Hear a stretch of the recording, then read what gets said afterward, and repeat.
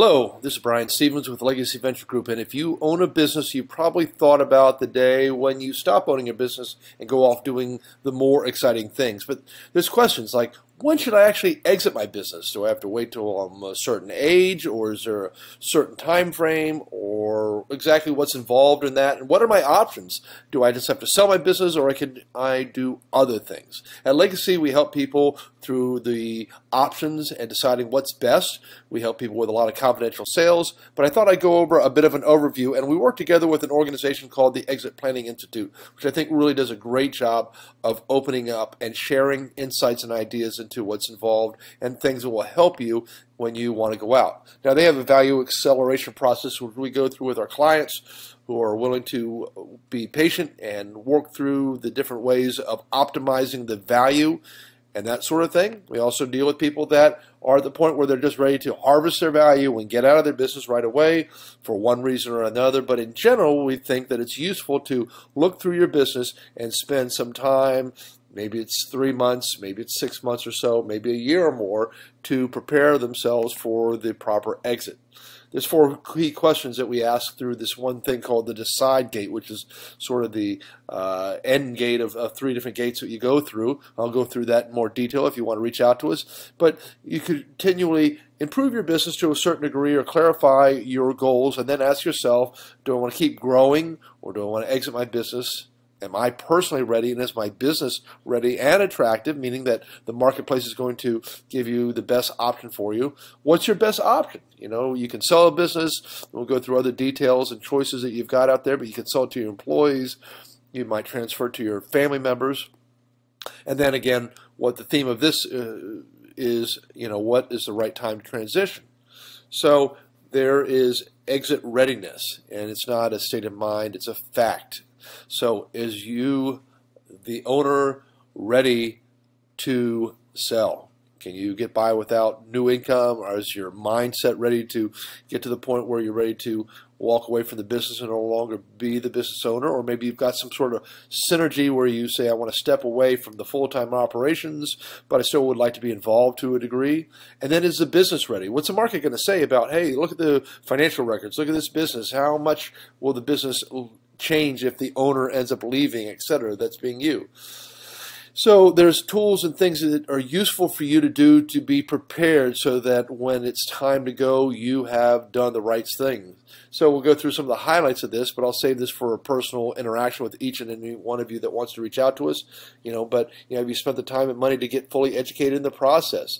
Is your personal, your financial, and your business goals all aligned? Do you have a transition team in place? Have you created a review with the key advisors and the family members what the contingency plans are going to be, and if you completed a strategic analysis? That's not all, but it gives you a good highlight of some of the thinking that will help you when you want to get out of your business and move on. There's a level of transition that is important, and sometimes people get slammed or pushed into things for health reasons or other opportunities, or they just feel there's a certain magical age when they have to leave. That's not really been so true for baby boomers. I deal with a lot of baby boomers that are in their 70s and even in their 80s who are like, oh, I'm not quite ready, Brian. Call me back in a year or 2 or 3 or so. But it's important to be properly prepared for it. And there's a survey that shows that a large percentage of people that just sell when they feel that they should profoundly regret the decision. There's a lot of things that are useful to do in terms of preparing financially, but also mentally. What are you going to do with the rest of your life? And what do you want to do? And what are the things there? And is it going into the right hands, etc.? And there's another reality. Statistics show that 70 to 80% of the businesses that go to the market just don't sell. You shouldn't allow that to happen. There's certain things you need to do, and quite often as business owners, especially when we go to sell our businesses, think, well, this ought to be pretty easy. It's sort of like real estate or a car. You just put it on the marketplace and somebody gives you some money. But there's a lot more to it if you want to be successful at it. And then only 30% of all family-owned businesses survive the second generation. So if you're transferring it to the family members, it's also useful to do the proper preparation work. So, Exit Planning Institute, state of ownership readiness, owner readiness. 2/3 of the people don't know all their exit options. Maybe you don't know them.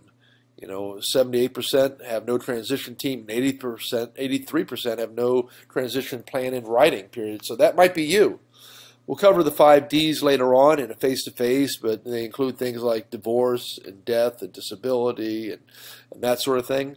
And there's just times that you sort of feel like you're pushed into, hey, I've got to sell this business, or your business is pushed into it if you pass on, and we hope that doesn't happen. But a large percentage of business owners, as they get older and older, lose the control of the options of getting out of their business. Okay? So we'll go on to a couple of different things. There's a lot of different things on this one. Shows just some of the different key elements of ways people get out of their business. A large percentage of them sell, a large percentage transition it over to their family members, and a large percentage of them turn it over to their partners if they have business partners, etc. So what can you do? You can try and grow your business. And then you have to look at the time frame of what's right for you and your life and your business and your family, etc. Let's go over just some of the highlights of options that people have of exiting their business. So these are options that you probably have. So there's inside and outside transitions. The insides are intergenerational, giving it to your family, a management buyout, one of your managers taking it over. We're going to go over this. And then there's outside, third party, recapitalization, orderly liquidation. We'll cover some of these things out there, but I love the slides that the Exit Planning Institute has actually prepared so we can use this instead of having to recreate it.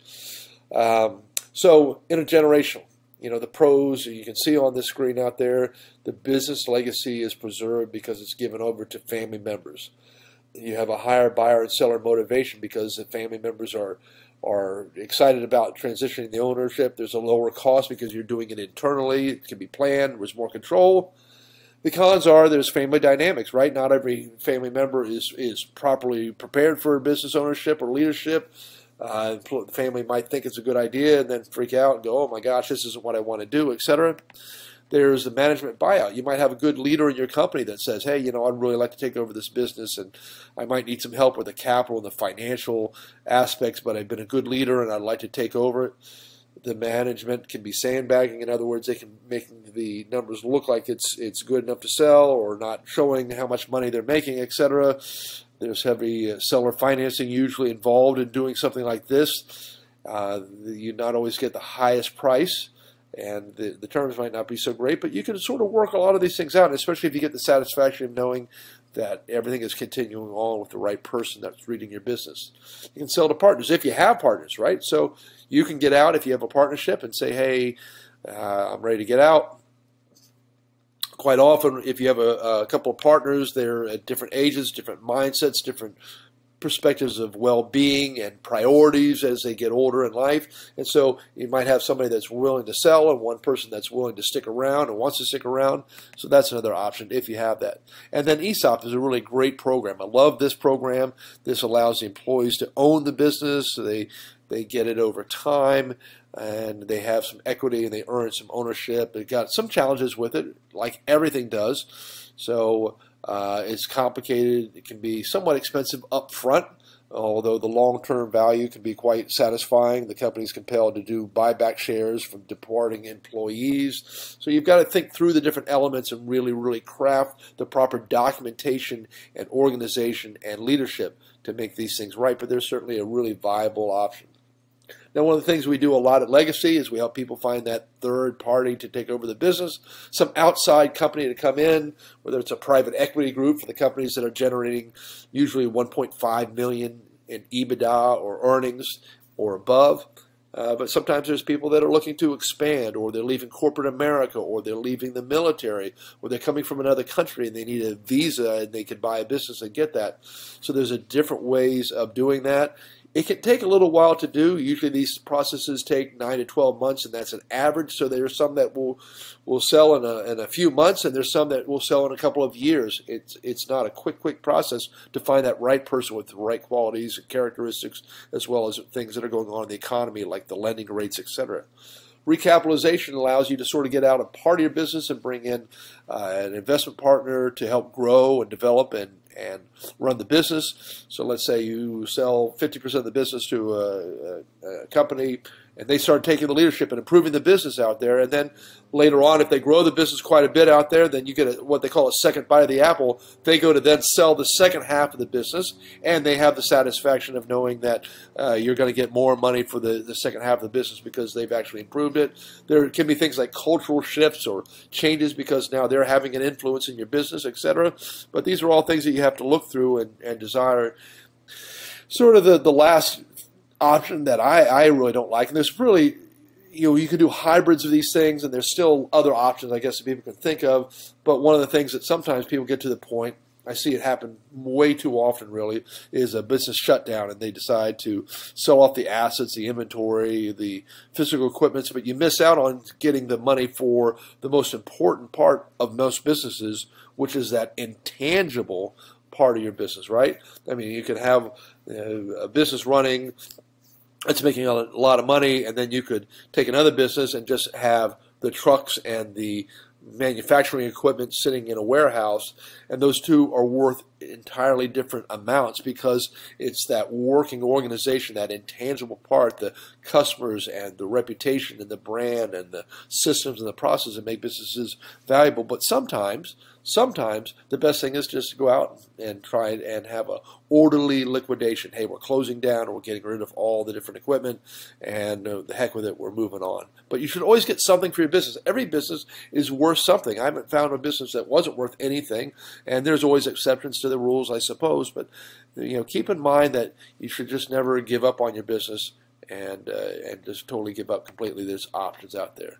You can ask yourself, well, what about my personal timing? What about the life cycle of the business? When's the best time to sell? Really, it's something that you should prepare for. It's really hard to time the marketplace and time your life and time the different things. But I would say the key things are prepare for your personal time, because that's really, really key, right? Be aware of the things that you need to be doing and saving and organizing. And then there's a life cycle of the business. I can tell you that in general, businesses tend to get far more when they're in the upswing. And I encourage people, when they get a little tired of running their business and they decide to put their business on the market, that they continually work to increase revenues or keep revenues even so that they're not declining, because that can look very, very negative to people. And then sometimes you have to be hopeful that the market is going to do what the market's going to do. We didn't predict 2008 when the economy fell apart. We didn't really see COVID coming until it was deeply upon us. Now we're in a time where interest rates are high. There's always going to be pros and cons in each of the marketplaces. So, think through the elements, but think about what's important to you, etc. Your personal timing is really key, and then also the market timing is essential, etc. You can go buy the book, change the Walking to Destiny, and change your ways and your process for your business, or you can reach out to us and we get you a copy of the book and we can walk through the process of what's going on out there. When should I exit my business? There's a lot of elements to asking that and thinking through that. There's not just one way, although we're very, very strong in helping people get to the point where they try to find that buyer for their business and exit with the right person. We provide valuations to help people understand the value of their business today. And also a key element is, what is the potential of my business? Are you there? Are there some things you can do to get more for your business? And the answer for most every business I've ever met is yes, if you want to. And some people choose to go through the process, and others say, nah, I'm just kind of done. Let's get what I can. And then thinking through the process of exit planning besides just selling your business. Hope to hear from you. You can reach out to us.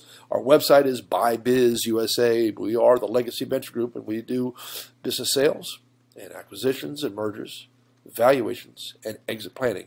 It's all about business owners and businesses. Thank you for listening. Take care and have a way awesome day. Bye-bye.